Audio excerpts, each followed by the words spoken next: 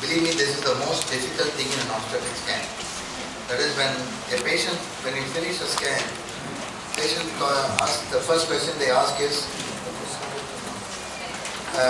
the first question the patient asks is everything normal? Then we say, okay, everything normal. Then we say, are you sure everything is normal? They say, I think everything is okay.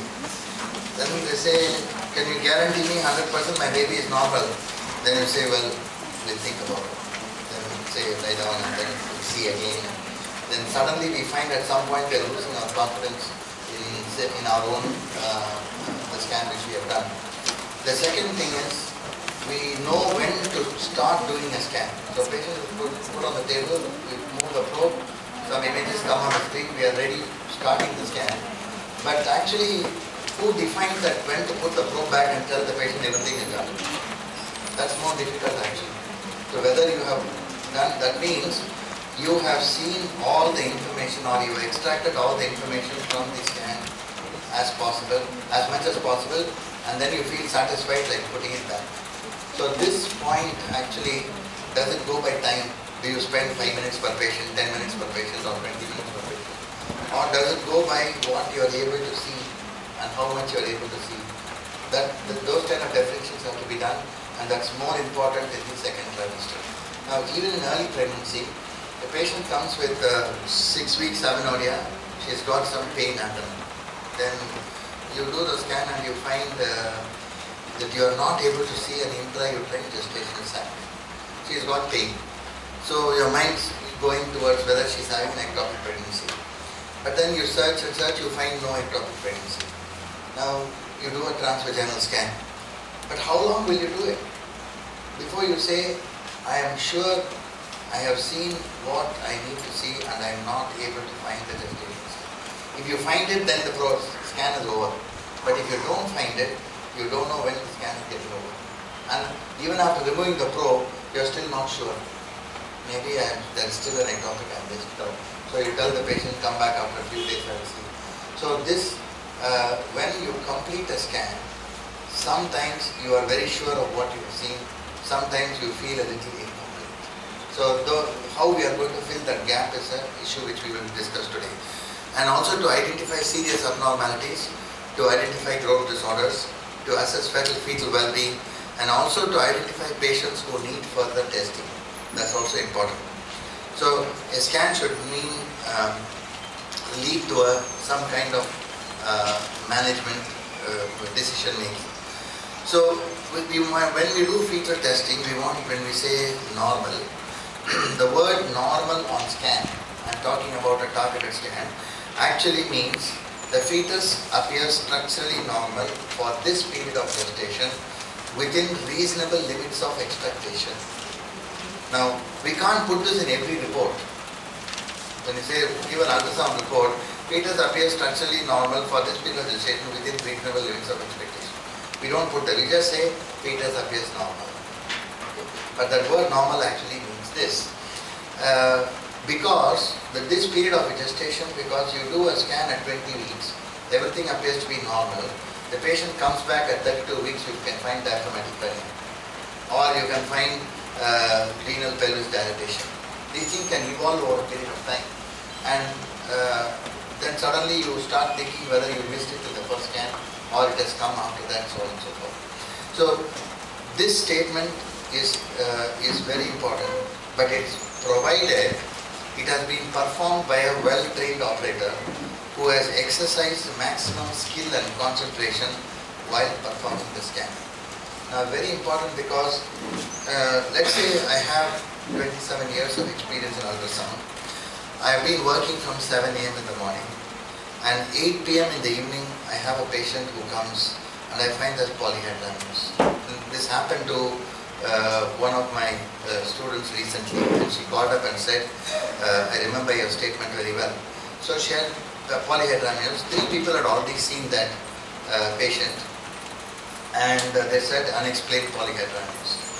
And then she also looked at the baby and then said, I'm not able to find any anomaly. But she said, it's very late in the evening now, anyhow you better come back tomorrow morning. So the patient came back next morning, and what she found it was a case of twin-twin transfusion with a stuck twin in one corner, which was missed by all three previous people, and she had also missed it in the evening. Next day morning when she came, she was able to find out because she was fresh in her mind. So maximum, if you feel you are tired at the end of the day, you must refrain from reporting scans. And we found that any person doing more than 15 to 20 at the maximum scans per day is highly likely to commit mistakes. That's all you can do. Whatever you do in an 8-hour period, that's all you will be able to do. So then the question is, when is a fetus declared as normal?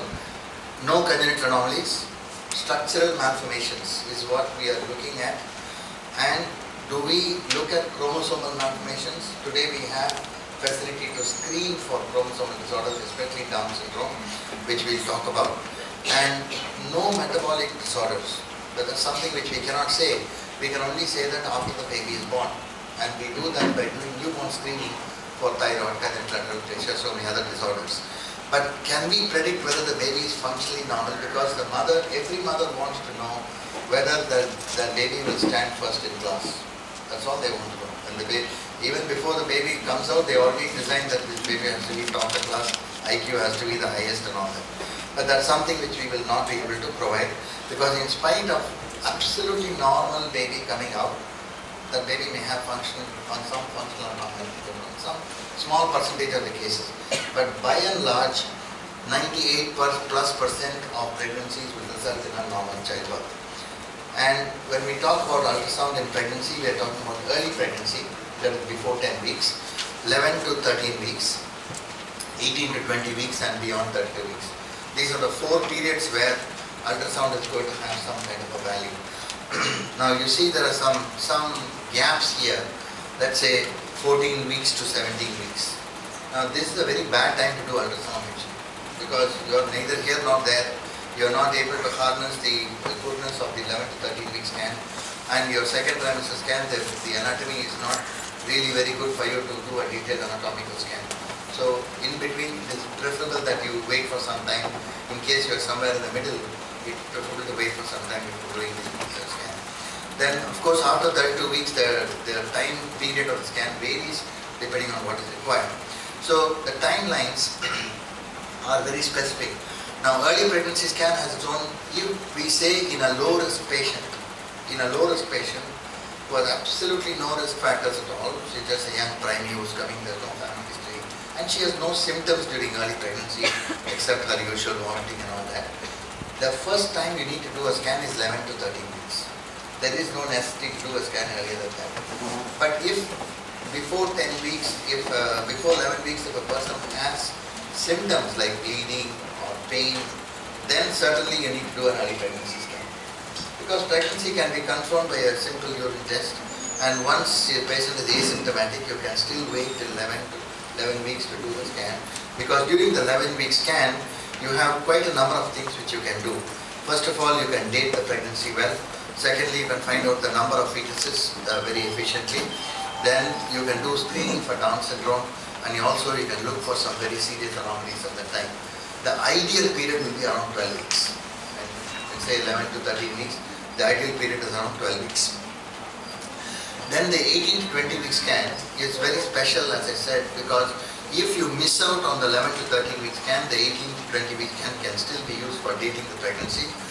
Then we do what is called as a targeted scan for fetal anomalies. We are trying to evaluate every part of fetal anatomy because embryogenesis is complete by 10 weeks and the baby has grown sufficiently enough and it has given enough time for anomalies to evolve, and during this time over 90% of lethal abnormalities will be present. Okay, there will be some anomalies which may evolve like microcephaly, achondroplasia, duodenal atresia can all come a little later, but the most common anomalies, the most serious anomalies will already be present at this time. And secondly, 20 weeks, the outer limit is because the MTP law in India actually tells you you can terminate pregnancy till 20 weeks. That's why we try to finish off. World over,